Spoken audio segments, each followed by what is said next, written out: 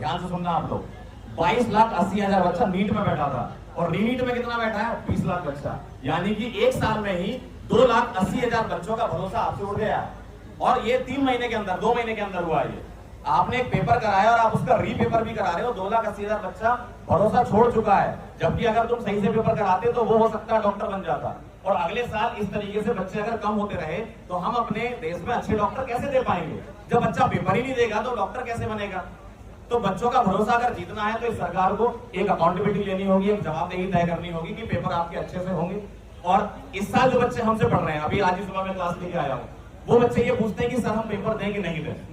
मतलब उनको ये डाउट है कि सर अगले साल का पेपर कहीं लीक हो गया तो मैं उसको क्या जवाब दूं उस बच्चे को?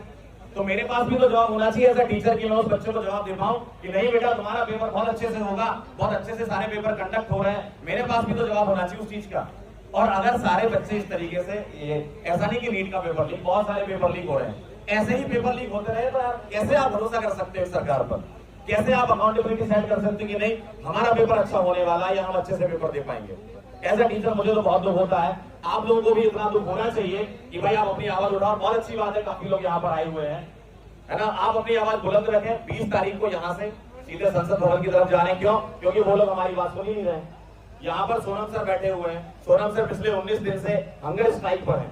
अगर एक दिन इनको खाना नहीं मिलेगा ना तो रोने लगेंगे। ये इंसान 19 दिन से यहाँ पर बैठा हुआ है।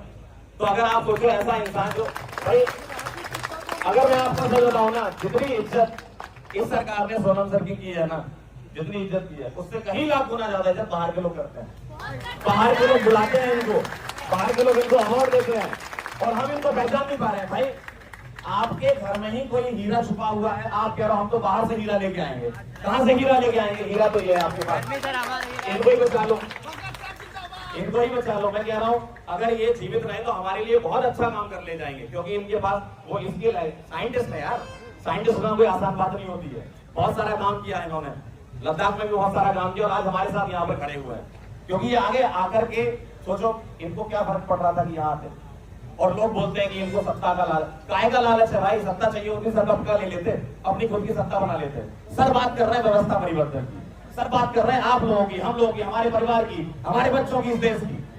तो अगर ये सब बातों के लिए ये यहाँ पर आ सकते तो हम लोग क्यों इकट्ठे नहीं हो सकते? और डिजिटल माध्यम से जितने लोग देख रहे हैं, मैं ये चाहता हूं कि वो जहां भी हो 20 तारीख को प्रोटेस्ट स्टार्ट कर दें। जहां भी हो आप, जरूरी नहीं है कि आप यहाँ आए, आप जिस भी शहर में बैठे हो, जिस गांव में बैठे हो, आप वहां प्रोटेस्ट करिए। जरूरी है चीज भाई, ये हमारे लिए हो रहा है। अगर हम ये चीज नहीं करेंगे ना तो भाई बहुत कुछ गलत हो जाएगा हम लोगों के साथ। और ये एक ऐसा मौका हमारे पास है कि जो हम सही चीज कर सकते हैं। हमारे पास यही मौका है, इसके बाद आपको दूसरा मौका नहीं मिलेगा। ठीक है, बहुत